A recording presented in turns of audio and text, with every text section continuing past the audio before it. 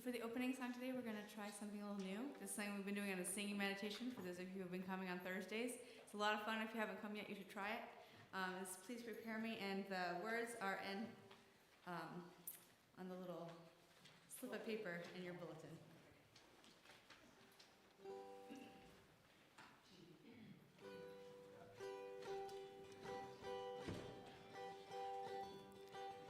Please prepare me to be a sanctuary, pure and holy, tried and true.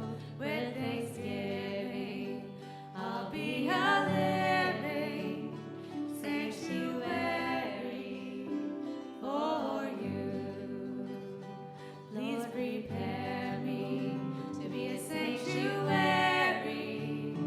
pure and holy, tried and true. With thanksgiving, I'll be a living sanctuary for you. Lord, prepare me to be a sanctuary, pure and holy, tried and true. With thanksgiving, I'll be a living sanctuary for you. Please prepare me to be a sanctuary, pure and holy, tried and true. With thanksgiving, I'll be a living sanctuary for you.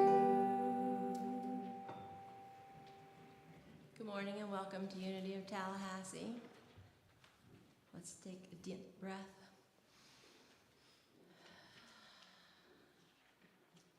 Welcoming everyone here in the presence of Mother, Father, God to share our joy and peace together. Let's read our opening statement that is in the bulletin.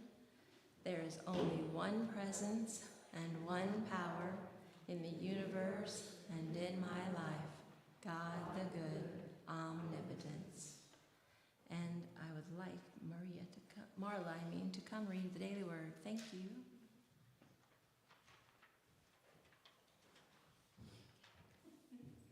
Good morning. So I reviewed this morning before I came here, and I thought, oh, this is the perfect message for today, for me and for us, because the word today is worthy. And I have a calling to serve at Grace Mission, and you'll see why this is an important message.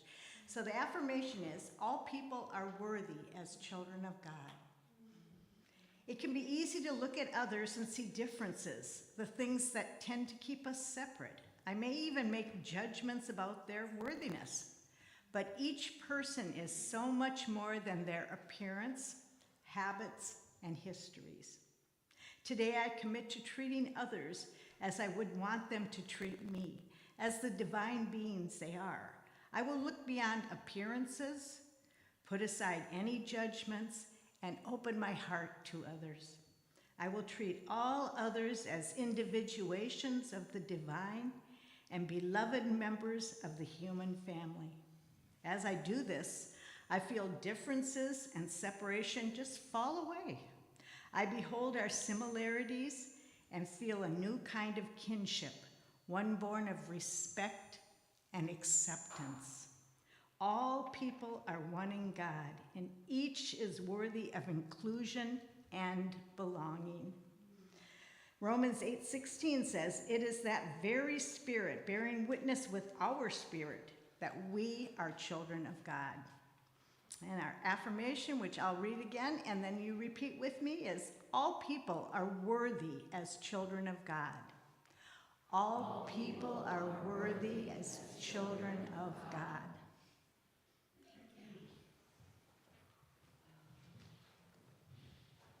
All right, well, Laurel, come join us so we can sing our song, Peace Like.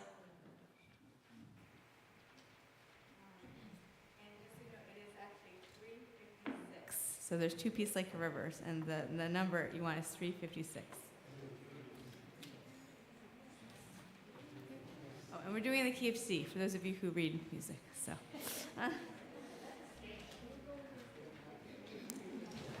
Channeling Please stand Catherine, as you're willing and able. rise to your highest of best selves.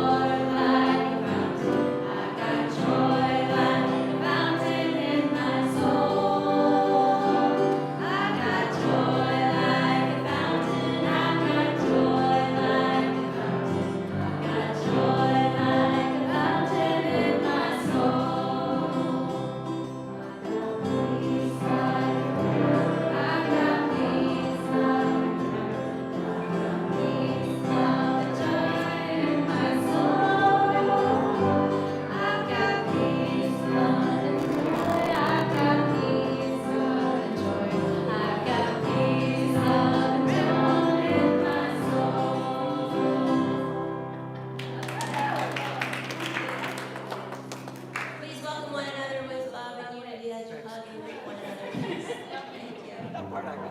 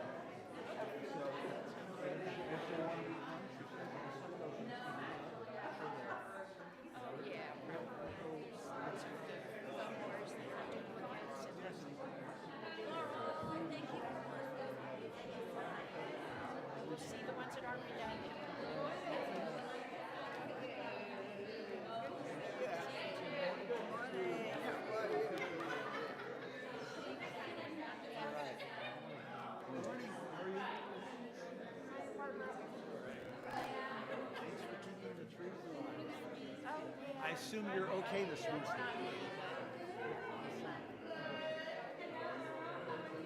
Hola.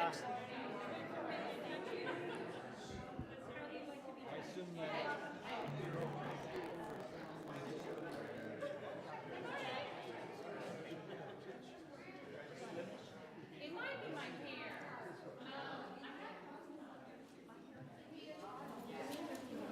All right, we're going to bless the children on their merry way with Chris. Gabrielle and her family are up at the Apple Festival in North Georgia. They'll be back next Sunday. So, rub your hands together and get your energy ready. Here we go. You are loved, special, and important to us. Walk them in the light.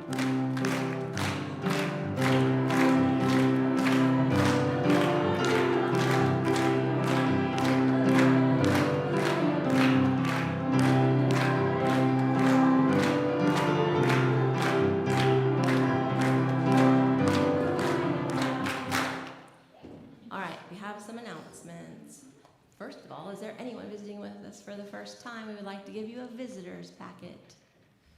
Yeah, okie dokie. All right, choir practice starts again in a couple of weeks on the 27th. If you'd like to join us, we meet right here in the sanctuary. There are lots of announcements in your bulletin and in the flash. If you haven't been getting the flash, you can sign up on that book out in the entryway, and we can get you added with your email.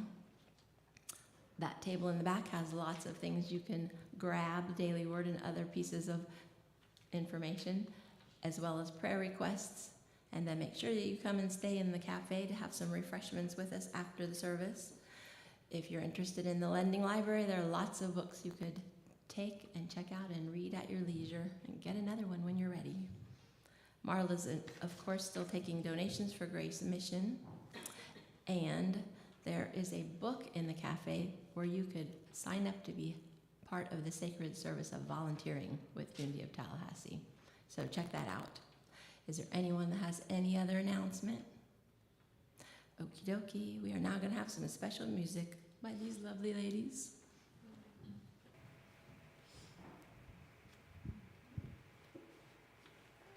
Please feel free to sing along if you know it.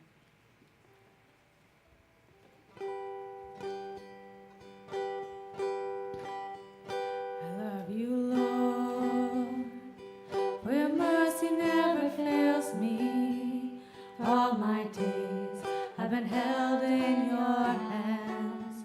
From the moment that I wake up until I lay my head, I will sing of the goodness of God.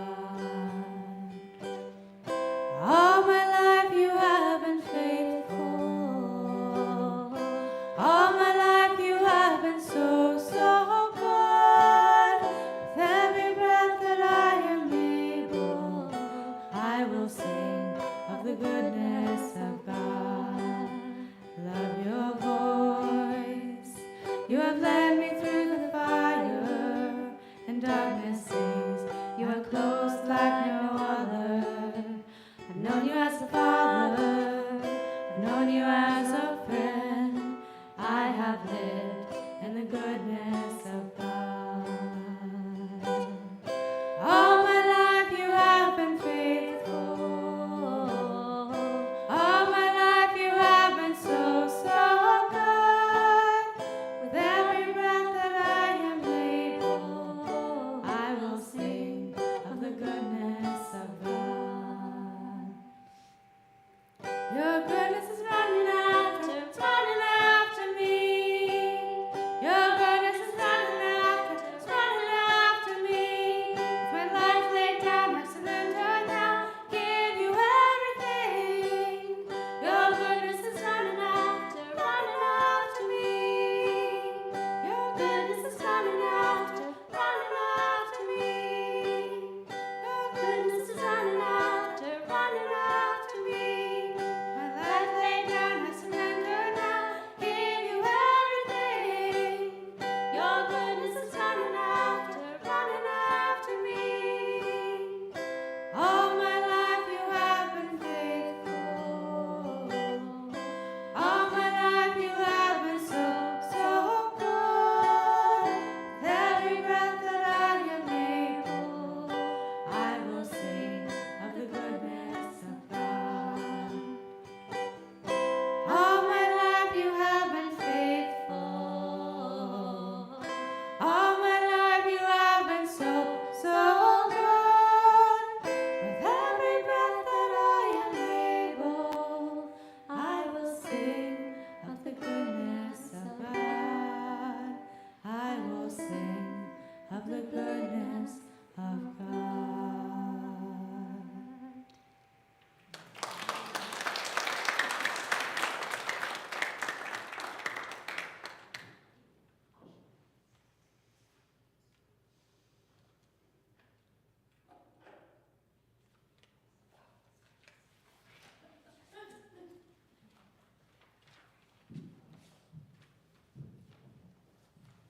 Good morning, everyone. It is nice to be back with you in this absolutely beautiful sanctuary with all the light and the love that I feel in this building. So thank you for having us. Sometime back when my late husband and I had first gotten married and we moved to Fort Walton Beach from Kansas City, where George had been in ministerial school, we started looking for houses to buy in Fort Walton.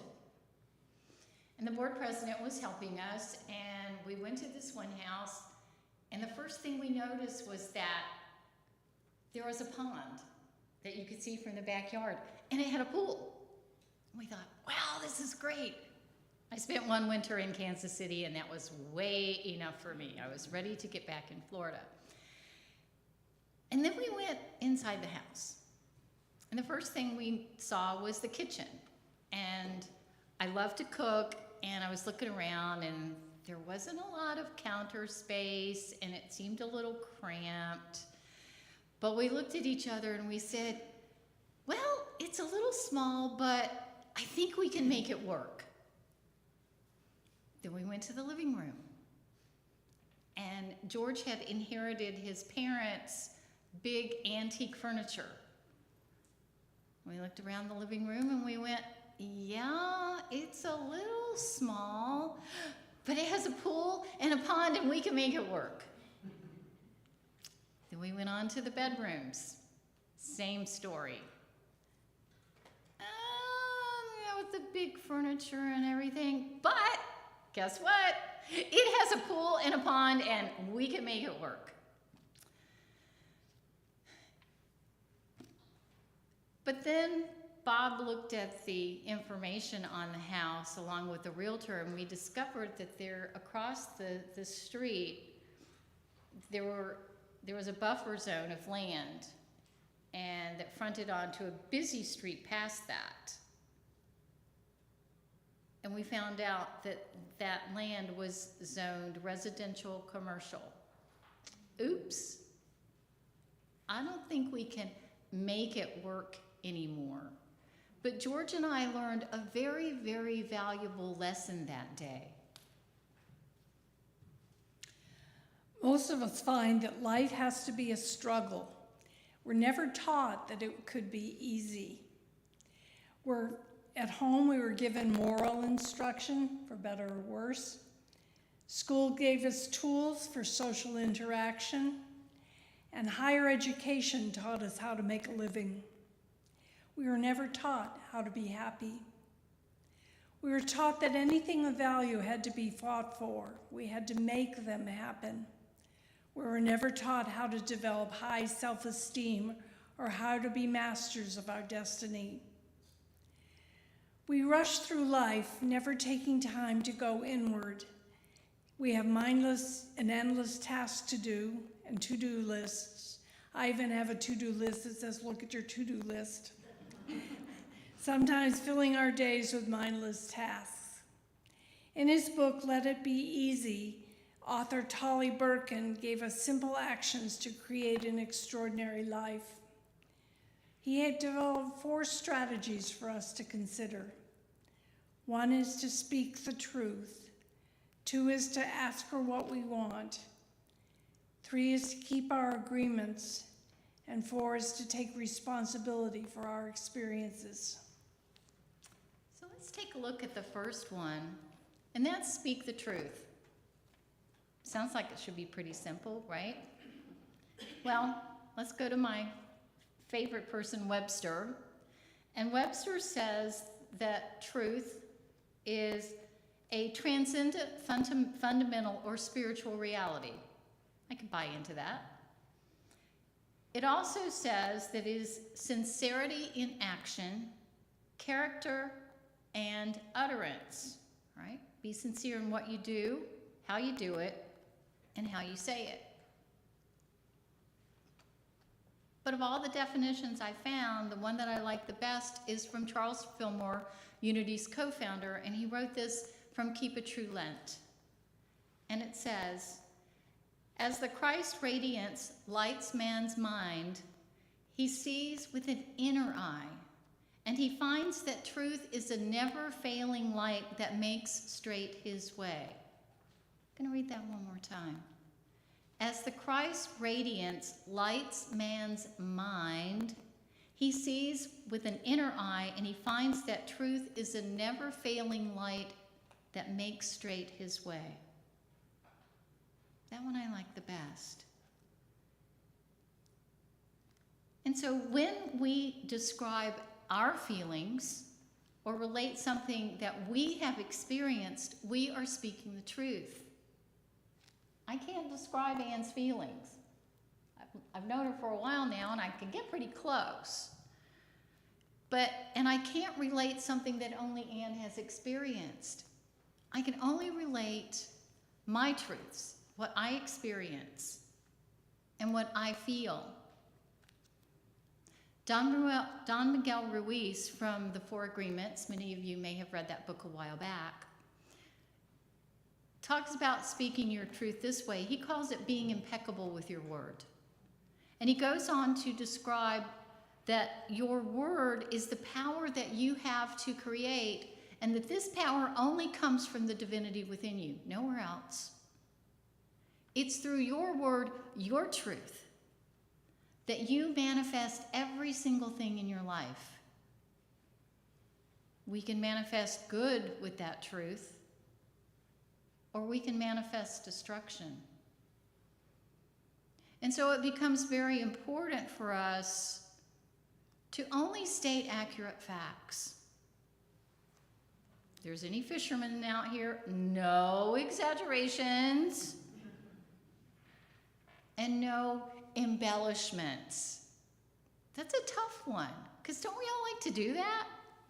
You know, the story gets better every time you tell it.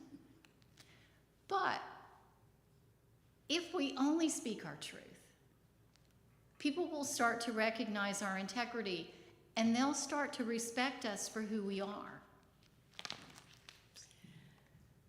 The next suggestion that Birkin has is that we ask for what we want. So why is it important to ask for what you want? We're more likely to receive it when we ask for it rather than just being passive and expecting it to come our way, unspoken, unbidden. Asking for what we want demonstrates that we have a healthy degree of self-love. When we ask for what we want, it's helpful to be specific and limited. For example, will you help me clean the kitchen, which could be an endless task? Would you be willing to empty the dishwasher while I take care of these remaining dishes, please? It's easy to ask for simple things like pass the butter, but why don't we ask for more important things? Often we don't know what we want, or we feel unworthy. We don't want to be obligated to another person who's done us a favor. We fear we'll be turned down, and nobody wants to be rejected. Sometimes we forget we can ask silently through prayer. So once we have learned to speak our truth and ask for what we want, then we're ready for the third strategy of let it be easy, and that's simply keep your agreements. If we aren't truthful and we can't say what we want or need, how can we make agreements and keep them? And that's because keeping agreements is built on the value of trust. If people can't trust that we're going to keep our agreements, don't you think they're going to feel disrespected and maybe a little bit betrayed? And you know from experience that if you can keep an agreement with yourself, like, I'm going to walk tomorrow morning at 7:30 regardless, yeah, then we know when we've broken an agreement. And so, for example, Ann and I agreed to speak here today. If I had called Judy this morning at 9 o'clock and said, oops, sorry, we can't make it, we would have broken our agreement. But sometimes we have to break agreements. If we'd been in a car accident on the way, certainly we wouldn't have been able to be here. But the important thing in remembering about keeping our agreements is that as soon as we know that we're not going to be able to keep that commitment, to keep that agreement, then we simply need to notify the person involved that we can't keep our commitment.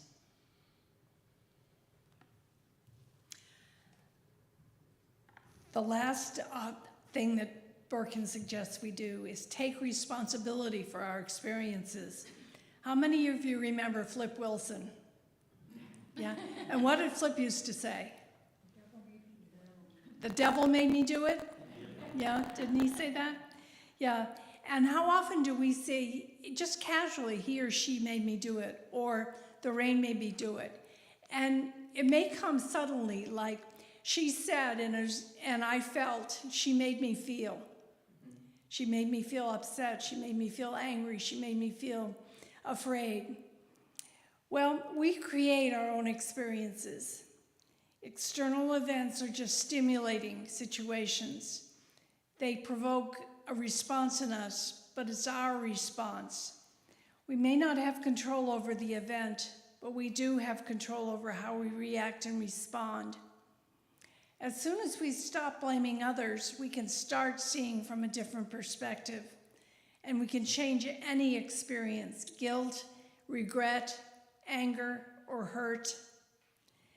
Sometimes we need help, called therapy, but therapy is all about releasing the experience and changing our perspective. Why do we allow ourselves to feel like victims? Perhaps it's something in our past that hurt us, and when similar things happen, we find ourselves back in that place in time, and the new event simply triggers something inside of us. A wise philosopher and psychologist said, "It's too late to have a happy childhood." There's a Trisha Yearwood song called "The Woman Before You and Me." The words read, "The woman before me must have been hard on you, 'cause that hurt in your eyes I never put you through. Sometimes I think you must be talking to the woman before me and you." That verse could also be a friend before me and you that's hurt us, a boss before me and you that's made our life very difficult. You get the idea. So what are some things that we can do to let it be easy?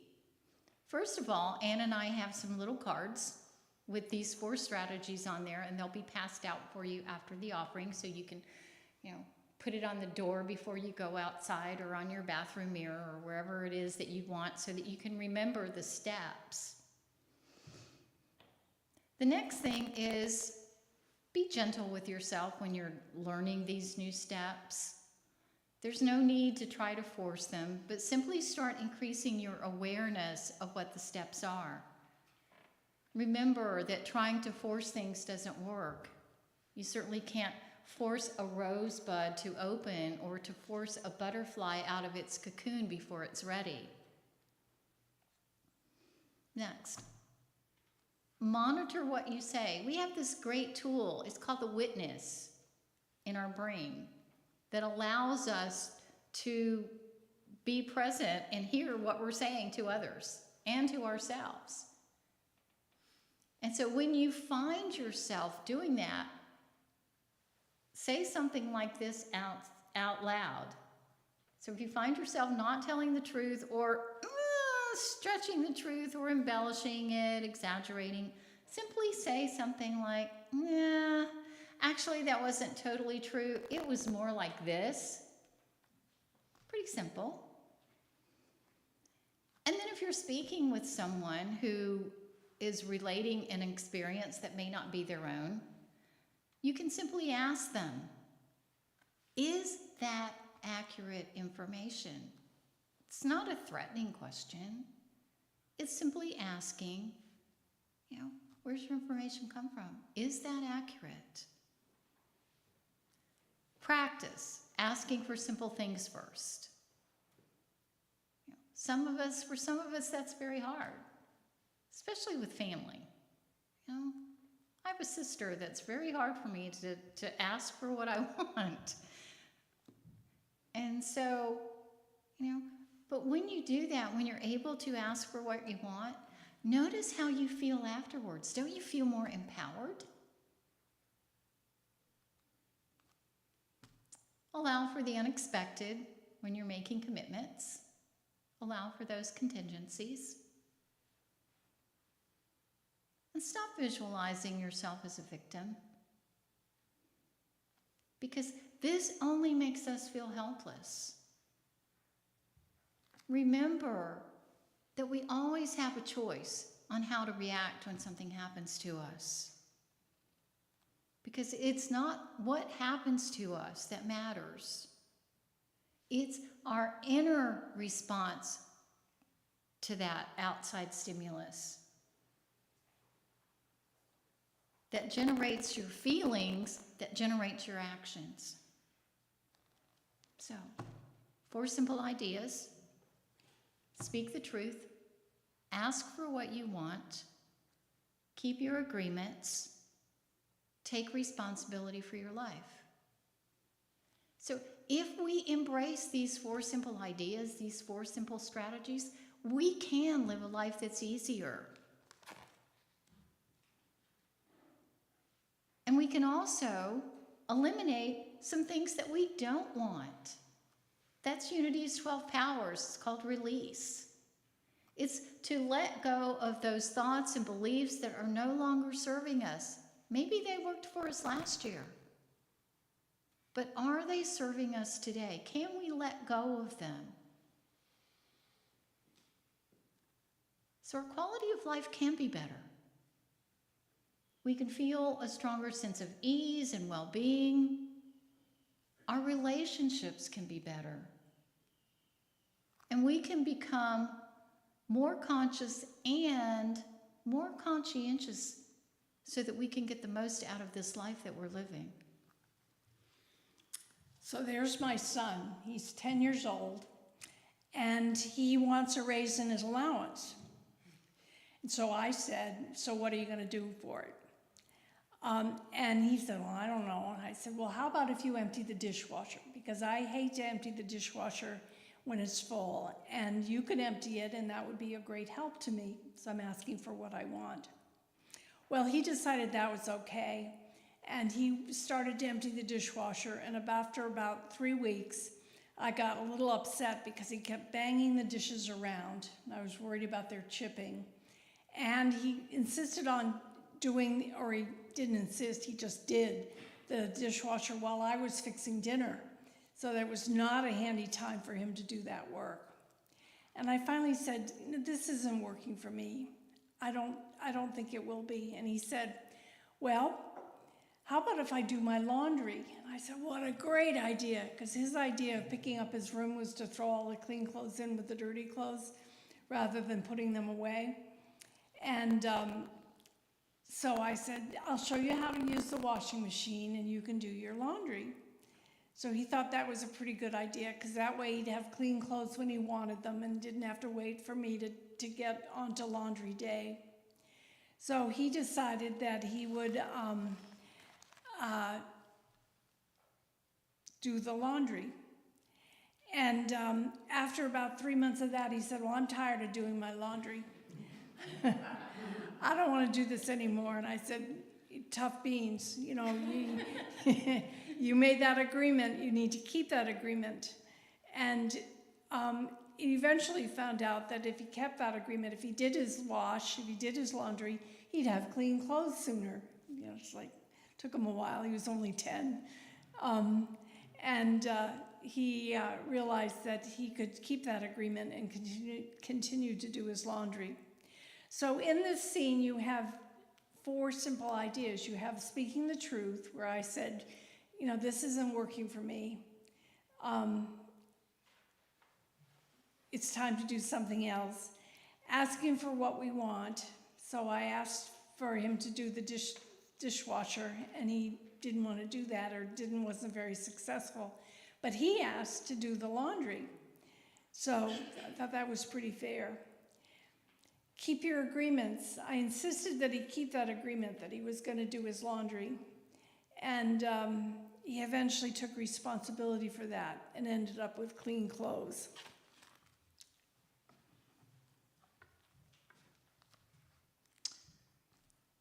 Matthew Joseph Thaddeus Stepanek, known as Matty, was an American author and inspirational speaker. He published 7 books of poetry and essays on peace, several of which appeared in the New York Times bestseller list. Matty died at the age of 13. He wanted to be remembered as a poet, a peacemaker, and a philosopher who played. This poem is called Peace Prescription, and it was written in 2002 when Matty was 11. And so in closing, Anne and I would like to share this poem with you.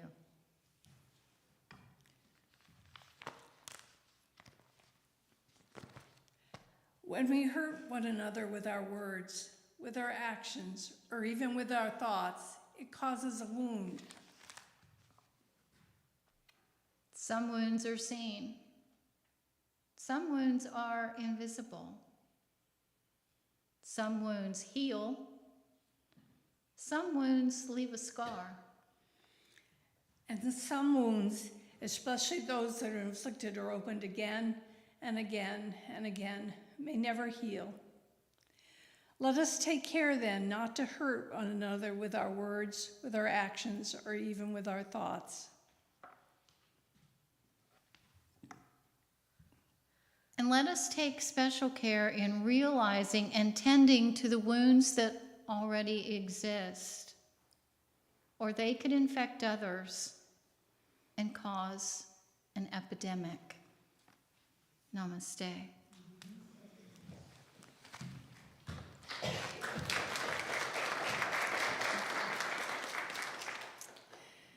So I invite you to join with me in a moment of meditation, to get comfortable in your chair, to close your eyes if that feels like what you want to do and is comfortable. And take a deep breath in and out. Another one, in and out.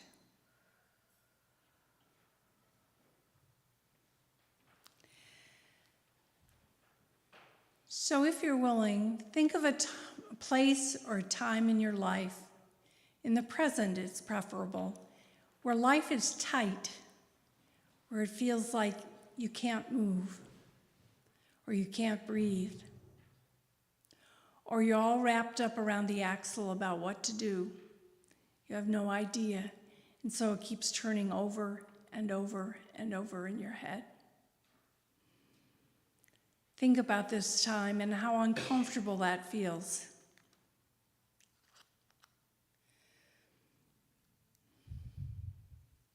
If you were to speak the truth about that experience, what would it be? This hurts. I don't like this. I want something else. And asking for what you want, what would help in this situation?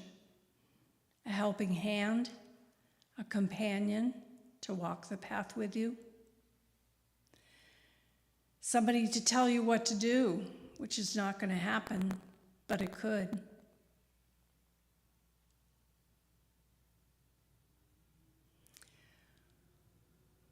In order to appreciate what you want, and again about getting what you want, what agreement is it that you need to keep?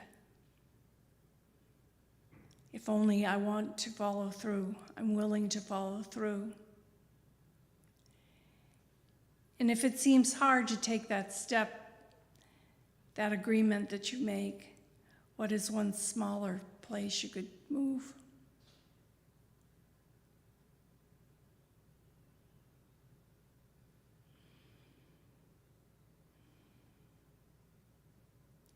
And then there's to take responsibility for your life. If you embrace your agreements and ask for what you want and speak the truth, life will be easier for you. You can take it easy and you can take responsibility for your life in that regard.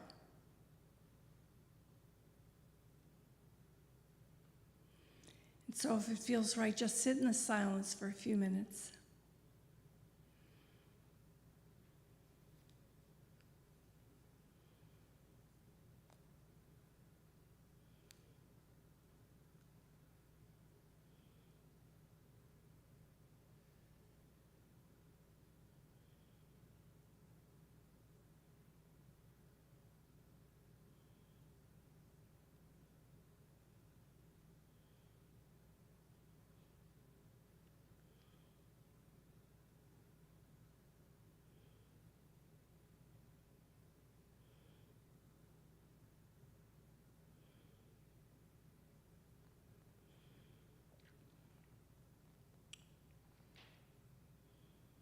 When you feel ready, open your eyes.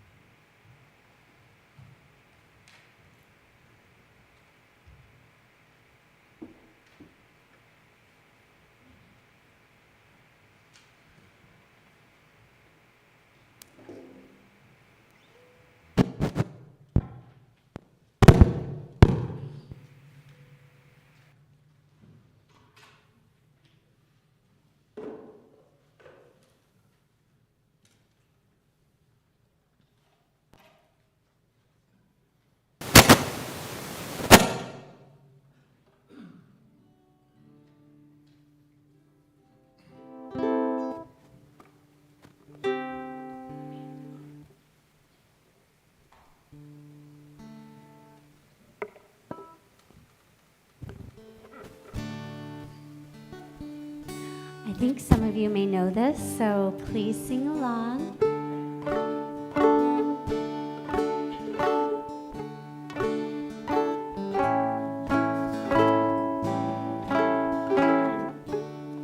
It's Amazing Grace, page 19, I believe. 16? Yes.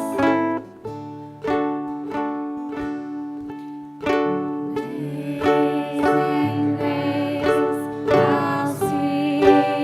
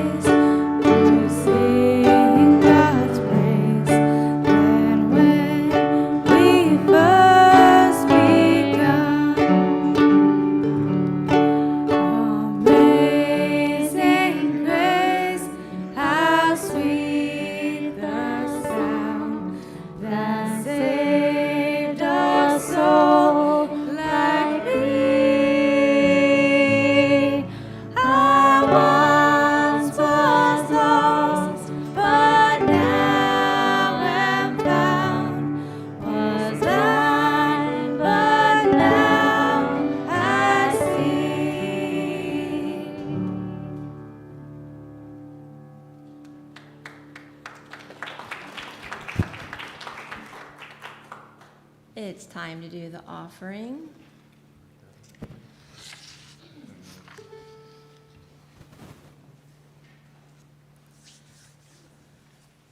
So we're going to bless our tithes and offering. The statement is in your bulletin. Read along with me, please. Divine love flowing through me blesses and multiplies all I am, all I can, all I give, and all I receive.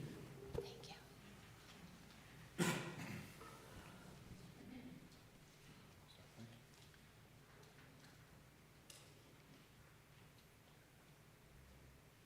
Pretty sure y'all know this one as well, so please sing along if you're feeling it. The chorus, the verses are all original lyrics, but please feel free to sing along in the chorus. What page?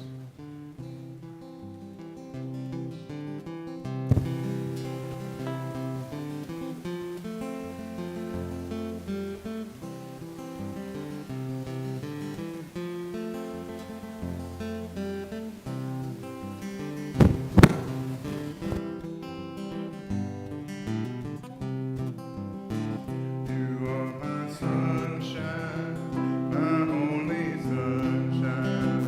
You make me happy when skies are gray.